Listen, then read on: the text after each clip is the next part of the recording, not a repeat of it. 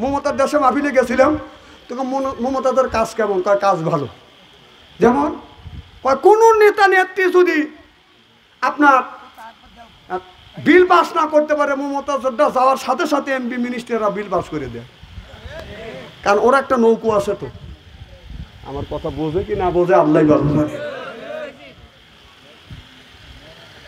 আহা, কি কাজ করলে মমতাজ, তুমি আগে ছিলে ভালোই ছিলে, তোমার এতগুলি মাঝি ছিল, একটা মাঝিও তো তোমাকে দেখার জন্য ওই জেল গেটে দরদের কাছে যাচ্ছে না, তোমাকে দেখার জন্য তো কেউ যাচ্ছে না। কথা কও, কথা কও, মাঝি তো তোমার অনেকই ছিল। জামার ভাই বলতেছে 13টো, মানে ও যা দেখেছি।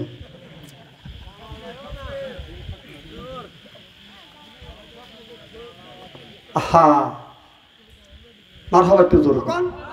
আর ওইটা শুনে কিছু কিছু লোক হাততালি বাড়ছে। এখন বুবু কোথায়? আমার বুবু মমতাজ কোথায় পালাইছে, আমার বুবু মমতাজ কোথায় পালাইছে। উল্টো পাল্টা নাচ দেখাইয়া সংসদ নষ্ট কইরাছে, আমার বুবু মমতাজ কোথায় পালাইছে। কোথায় রইলেন কাদের কাকা কামরুল ইসলাম হাসান দাদা, কোথায় রইলেন কাদের কাকা কামরুল ইসলাম হাসান দাদা। ওই ছাত্রদের ওই রক্ত নিয়া হুলি খেলেছে, আমার বুবু মমতাজ কোথায় পালাইছে। কোথায় সাবেক প্রধানমন্ত্রী, তেনার কথা কি যে বলি, দলের মানুষকে ফেলে রেখে বিবি দুল্লি পালাইছে। দুনিয়ায় তৈরি থেকে এ পর্যন্ত দেখেন কোনো নেতা নেত্রী, কোনো নেতা আপনার জনগণে ফেলে থিয়া ও মামুর বাড়িতে পালাইছে কেউ? এ কলঙ্কি করছে, ইতিহাসকে কলঙ্কিত করছে। এমন দলই করো যে তোমাদের সাগরে বাসা দিয়ে দিল্লি যা মামুর বাড়ি কলা খাচ্ছে, গুতনিতে ঠিক মতোই খাওয়া লাগছে। শোনেন, ডক্টর ইউনূস যতদিন আছে একদিন খালি দোয়া ইউনূস পড়তে থাকো। আমার কথা বোঝেন কি না বোঝেন আল্লাহ জানে। ডাক্তার ইউনূস যতদিন আছে একদিন খালি দোয়া ইউনূস পড়তে থাকো।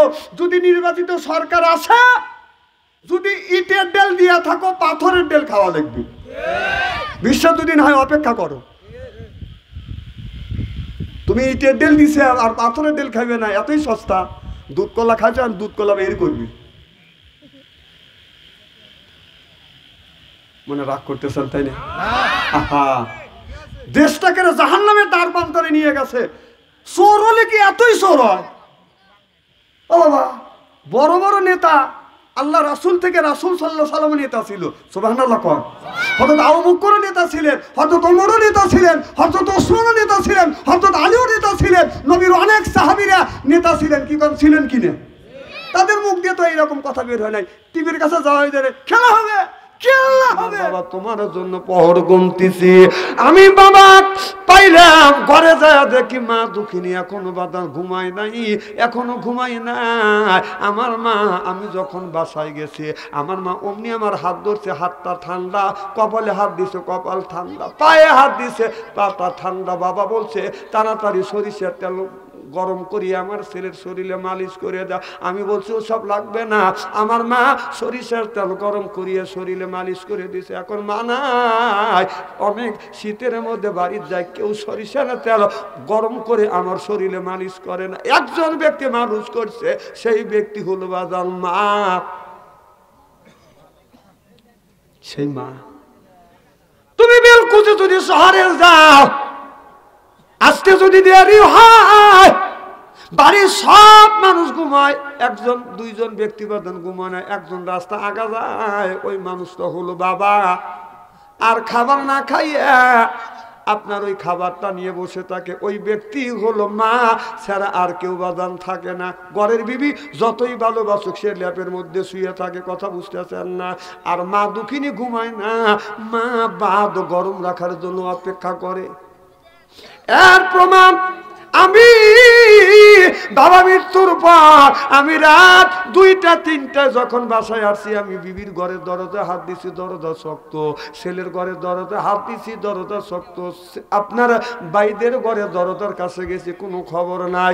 আমার মা 112 বছর বয়স, আমি তার ঘরের দরজা হাত দিছি, দরজা খুলে গেছে। ঘরের মধ্যে যা দেখি মা দক্ষিণী এখন পর্যন্ত ঘুমায় নাই। আমি বলছি মা তুমি কেন ঘুমাও না? মা বলে বেটা রে, যতক্ষণ পর্যন্ত তুমি না আসো আমি মা ঘুমাই না, আমি তোমার জন্য দোয়া করি। আর কখন জানি আমার বেটা আমাকে মা বলে বলে ডাক দি। আমি আসি, মার পায়ে হাত দিছি, এরকম করে চুমো দিছি, মার কপালে চুমো দিয়ে বলছি মা তোমার মতো আপন মানুষ আর কেউ দুনিয়ায়। ও ভাই যা, এখন রাত 2টা 3টে যখন আমি বাড়িতে আসি, এখন মা ভাই কেউ আমার জন্য অপেক্ষা করে না। মা যখন ছিল আমার মা আমার জন্য অপেক্ষা করত, এখন মা নাই, বাবা নাই, কেউ আমার জন্য অপেক্ষা করে না। ও বাদান মা এমন একটা নিয়ামত, বাবা এমন একটা নিয়ামত। ও বাদান মা যখন মারা গেলেন 112 বছর বয়স, আমারে বললে বেটা আমি যদি মরে যাই, আমি তোমাকে আমি কিছু নিতে পারলাম না, তোমাদের ভাই বোনকে মানুষ করতে গায়ের গোস্ত গুনি নষ্ট করে ফেলছি। বাবারে 4টে হার নিয়ে যাচ্ছি, আমি তেমন আমল করতে পারি নাই। যদি মারা যায় আমার কবরের পাশে প্রত্যেক দিন তুমি দোয়া করবে কিনা? আমার কবরের পাশে দাঁড়াইয়া প্রত্যেক দিন তুমি দোয়া করবে কিনা?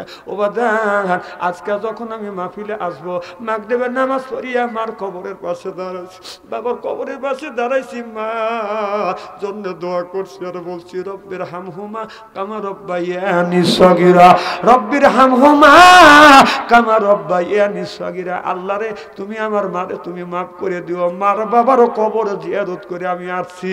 আমার যখন এখন বাসায় যাব, প্রত্যেক দিন বাসায় যায়, এক দিন আমি ঘুমাই, এক দিন মার কথা যখন মনে হয় আমি আর সহ্য করতে পারি না। বাড়ির পাশে মারে কবর দিছি, বাবারে কবর দিছি, তার 2টা 3টায় উঠে আসিয়া কবরের পাশে দাঁড়াইয়া দোয়া করি আর বলি আল্লাহ হাতে মা নাই, বাবা নাই, কেউ আমার জন্য অপেক্ষা করে, মা নাই, কেউ আমাকে সান্ত্বনা দেয় না। ও বাজান যার মা নাই, বাবা নাই, মা বাবা অন্ধকার কবরের মধ্যে ঘুমিয়ে আছে, মা 5টা কাপড়, বাবা 3টা কাপড় নিয়ে ঘুমিয়ে আছে। কোনো ব্যক্তি যদি মা বাবার জন্য যদি দান খয়রাত করে, যদি দোয়া করে, এই দোয়া আল্লাহর দরবারে কবুল হয়ে যায়। আমি জানি না কে মাকে ভালোবাসেন আর কার মা মারা গেছে, কার বাবা মারা গেছে। আমি 10 জনের কাছে বাদাম 10টা 1000 টাকা চাই। একজন বলে হুজুর আমি 1000 টাকা দেবো, একজন বলে হুজুর 2000 টাকা দেবো, একজন বলে হুজুর আমি 5000 টাকা দিব। এই মাদ্রাসা নবীর ঘর মাদ্রাসা মেরামত করবার জন্য মা কবরে বাবা কবরে আমি একজন মা হারাই এতিম দোয়া করব। একজন বলে হুজুর আমি 1000 টাকা